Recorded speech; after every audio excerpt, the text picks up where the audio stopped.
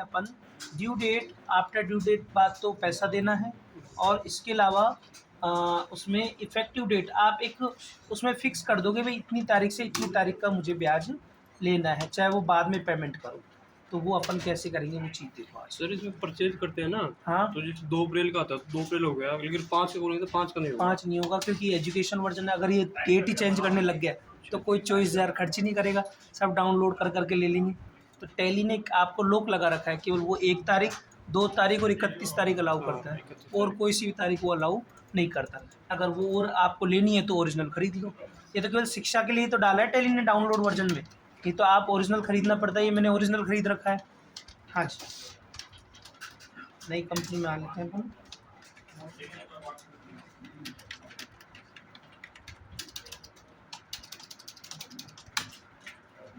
Interest चालू करो।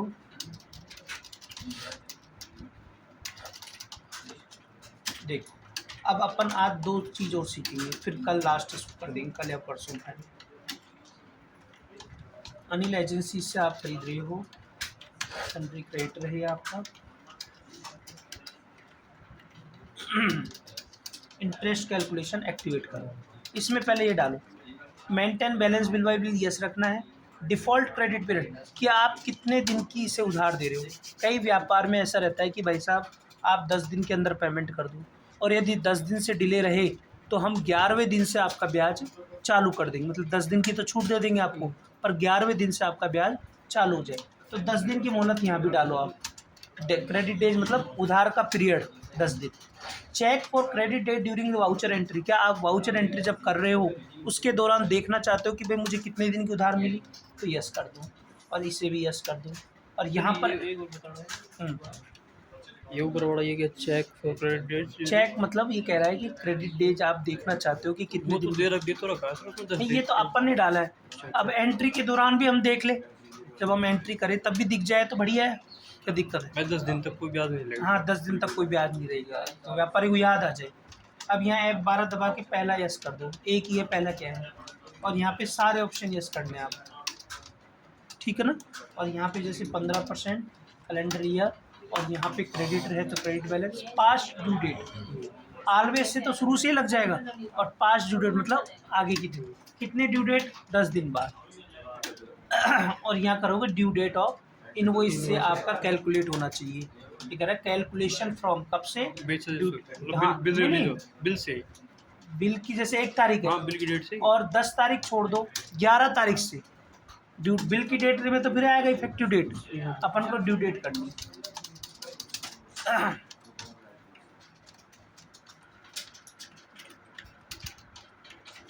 हाँ, मोड सिंह हो गया, ये तो आपने लोकल कर लिया। अब अपन को जैसे दोनों कर लिए क्या, एक बार दिखाना एंट्री में आ रहा है, दिखा रहा हूँ। अब यहाँ पर एक्सेप्ट कर लो, जैसे शुगर ले लिया आपने 1000 kg 40 किलो। अब आपको इस देखो इसमें वो ऑप्शन यूज करने से बता दिया ना कि भाई आपका 11 तारीख को ड्यू हो जाएगा। अब आप ब्याज भी देखोगे ना तो 11 तारीख से ही लगाएगा। ऑल टैग टू 36 दिन, 11 तारीख से इसने ब्याज लगा दिया। अब ये होता है ड्यू डेट का। एक और देखो, इसमें एक फिक्स कर देगा कि आपने जैसे सेट कर दिया वहाँ पे अप्रैल टू अक्टूबर तक ही ब्याज लेना है, तो आप चाहे उसे 30 नवंबर में देखो पर वो दिखाएगा आपका ब्याज अक्टूबर तक। वो कैसे होगा, Sharma and company sundry creditor, अब इसकी जरूरत नहीं है, yes yes yes yes yes, credit balance always, और यहाँ पे ले लो इफेक्टिव डेट, स्पेसिफाई डेट। क्या करोगे, स्पेसिफाई डेट। अब अपन एंट्री के दौरान स्पेसिफाई कर लेंगे।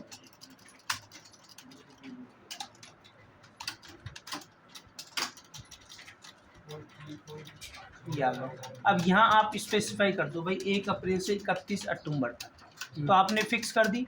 अब आप देखोगे वहाँ पर ब्याज DSIL, तो देखो आपका यहाँ पे चाहे आप 1 अक्टूबर से 31 मार्च देख लो तब भी 31 अक्टूबर तक ही ब्याज दिखाएगा, ठीक है ना, क्योंकि आपने ये फिक्स कर दी। अब ओके।